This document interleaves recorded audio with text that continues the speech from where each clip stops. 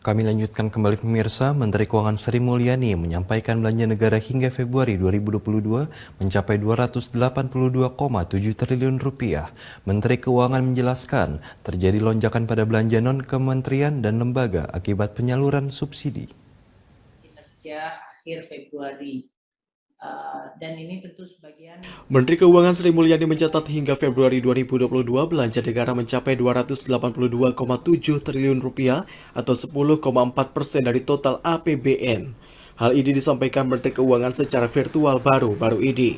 Menteri Keuangan menjelaskan belanja non-kementerian dan lembaga yang hingga Februari 2022 tercatat 93,6 triliun rupiah akan mengalami tekanan tahun ini lantaran adanya penyaluran subsidi.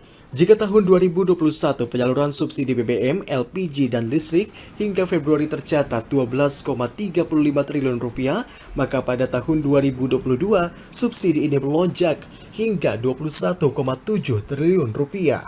Belanja bantuan sosial pun diproyeksikan akan didominasi oleh bantuan subsidi.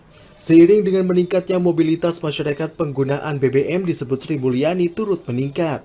Hingga Januari 2022 menjadi 1.397,2 ribu kiloliter dari yang tahun sebelumnya 1.180,9 ribu kiloliter. Biaya BBM, LPG, dan listrik disebut Menteri Keuangan sudah meningkat dari tahun lalu, namun belum terjadi perubahan biaya di masyarakat, sehingga berimbas pada kenaikan kompensasi atau kurang bayar yang harus ditanggung oleh APBN tahun ini. Inilah yang disebut sebagai shock absorber. APBN mengambil seluruh shock yang berasal dari minyak dan listrik. Masyarakat tidak mengalami dampak, namun APBN yang harus mengambil konsekuensinya. Untuk tahun 2021, 109 triliun rupiah.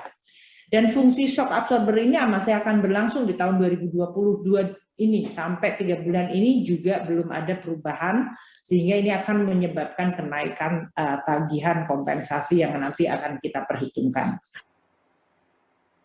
Sri Mulyani menambahkan tekanan terhadap APBN kini bukan hanya dari sisi kesehatan, namun beralih kepada subsidi barang konsumsi masyarakat.